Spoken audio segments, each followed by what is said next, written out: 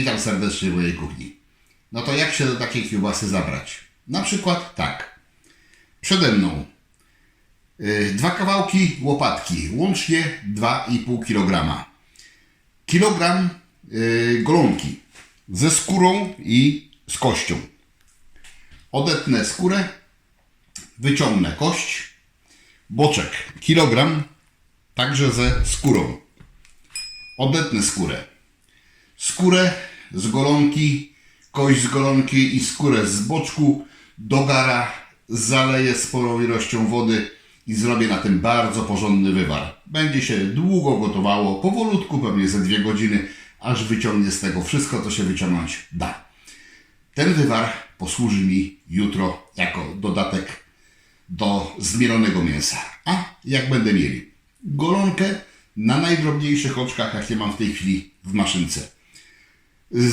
Odkrawam też tłuszcze takie fragmenciki z łopatki i to też na drobnym zmiele, ale tego będzie niewiele.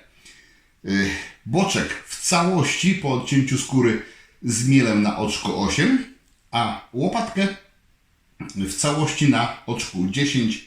Mogłoby być też oczko 13, szarpak już będzie trochę za dużo. Przyprawy, jakie mam przygotowane i które po zmieleniu dzisiaj do mięsa dodam. Sól, łącznie 70 g, pół na pół, zwykła i peklująca. Pozostałe przyprawy to 2 łyżeczki mielonego pieprzu, 1 łyżeczka czosnku i po pół łyżeczki tymianku, mielonej kolendry, kozieradki i ostrej papryki. Także przypraw dość sporo, powinno być i bogato, i z charakterem. Pomieszam, nie będę jakoś szczególnie mocno wyrabiał, tylko tyle, żeby przyprawę rozprowadzić, składam do lodówki, wywar jak się zagotuje, porządnie wygotuje, ostudzę, też schowam do lodówki i spotkamy się na dalszych działaniach jutro z samego rana.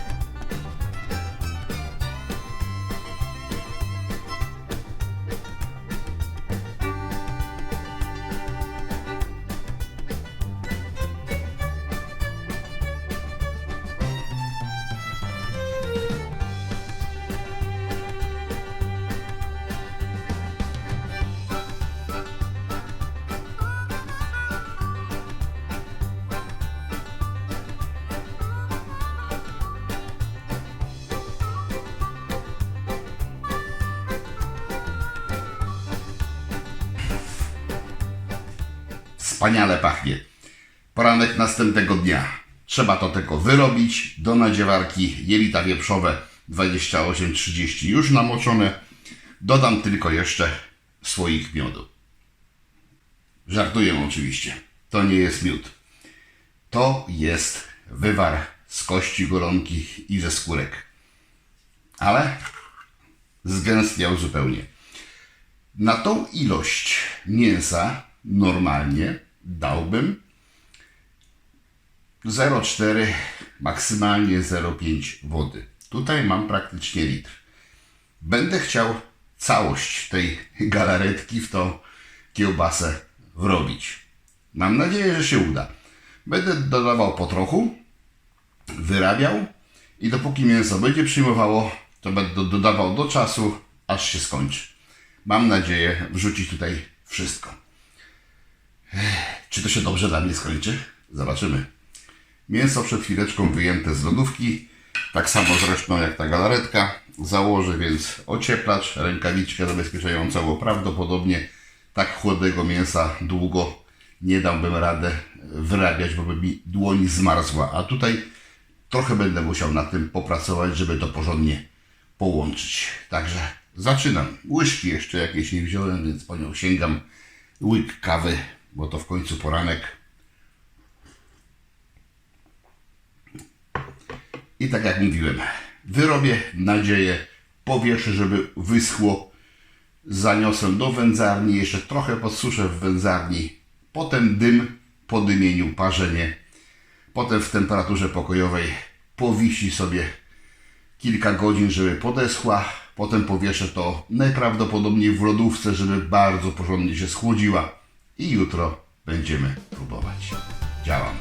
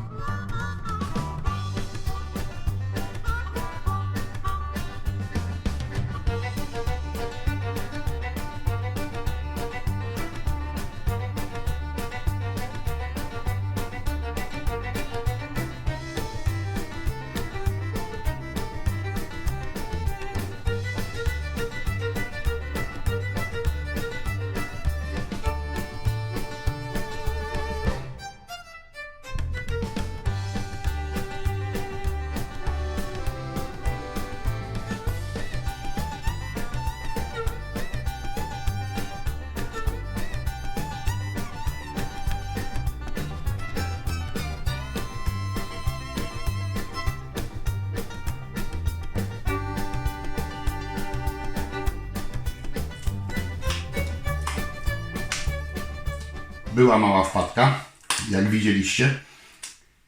Nadziewarka pracować nie chciała. A dlaczego? Przez głupotę moją.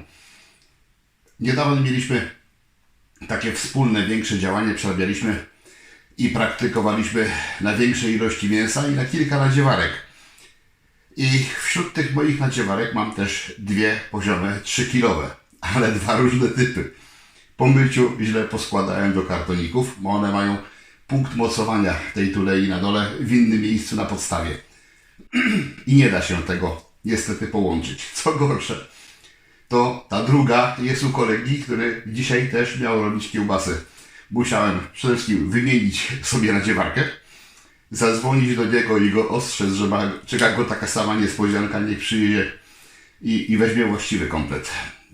Przy okazji widzieliście, że zastosowałem popychacz do tej nadziewarki. Otrzymałem go od fana, na którymś tam z filmów pokazywałem i nawet jest do niego kontakt. Z tego co pamiętam, w nadziewarce pionowej zostają dwie porządne garści, ale jak się używa popychacza, to zostaje tyle.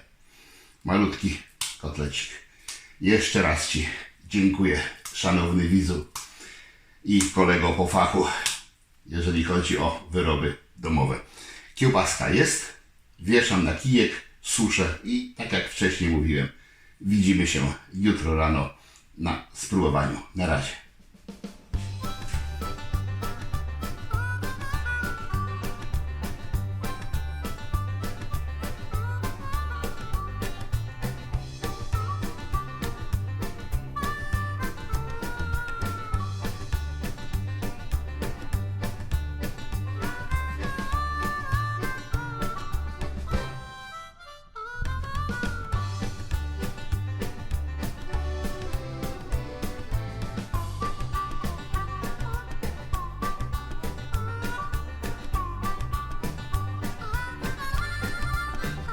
Dosuszam i rozgrzewam w wędzarni z użyciem wentylatora.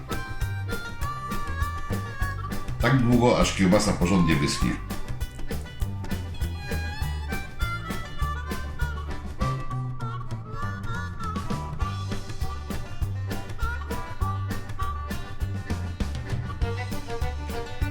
Obniżam nastawę termostatu, by grzałka się nie uruchamiała.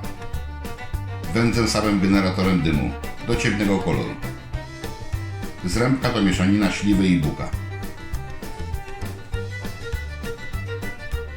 Parzenie około 30 minut w temperaturze 75-80 stopni Celsjusza.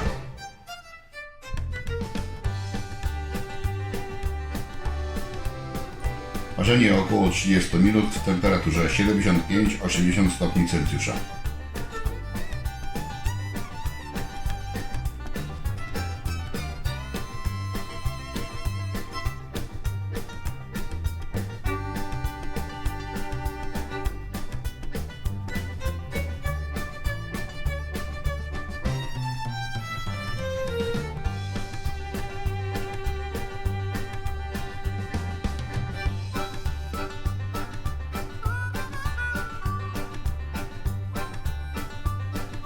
Suszę i studzę po parzeniu w temperaturze pokojowej, a skoro świt, chowam do lodówki.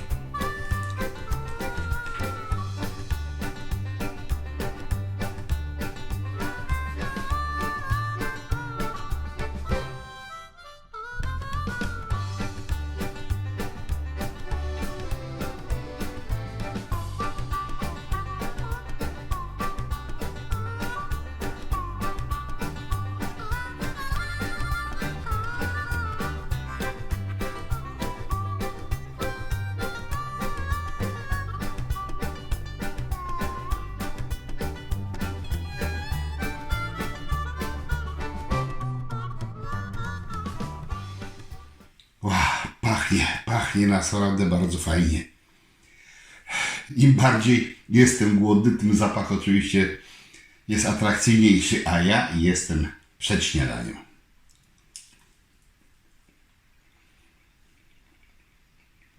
Miam.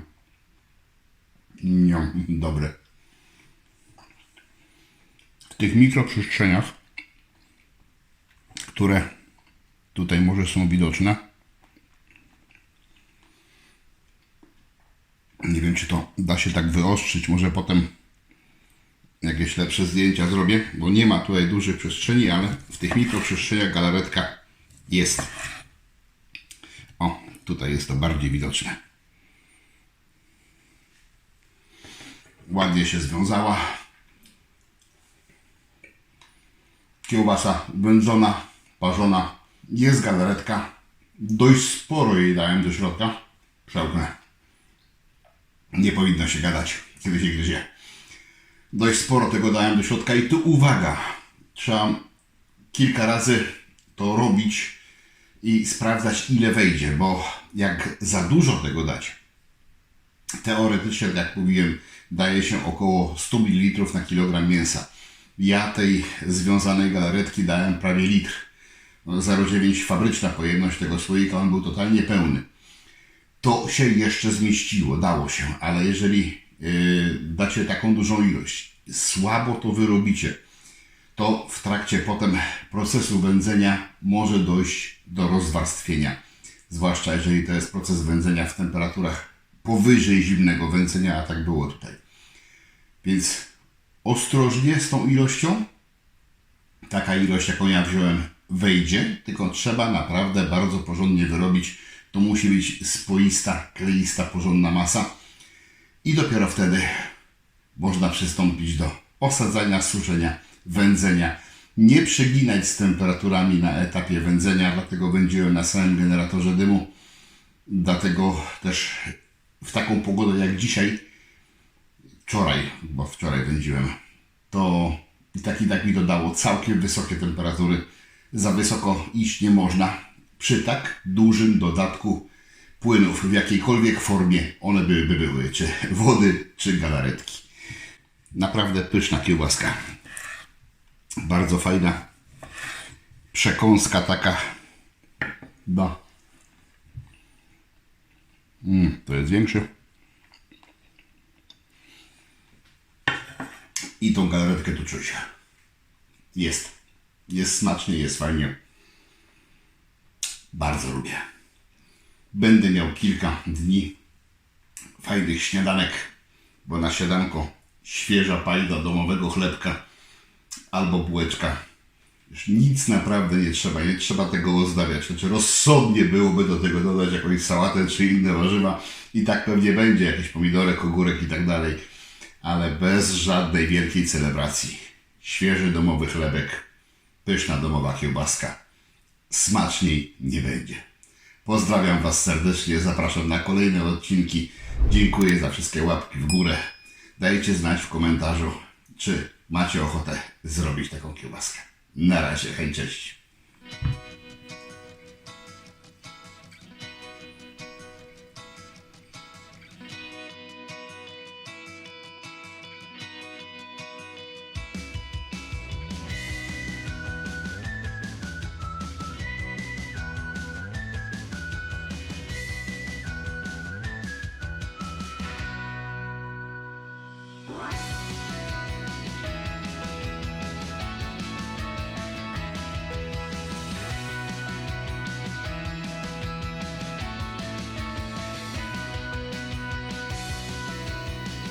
Zapraszam, wpadnijcie na zakupy do mojego sklepu. Znajdziecie tutaj takie rzeczy jak wędzarnie i generatory dymu, szynkowary, sprzęt dla winiarzy, sprzęt i surowce dla piwowarów, inne akcesoria do wyrobów domowych oraz unikatowe tematyczne koszulki i literatura dla pasjonatów. Zapraszam.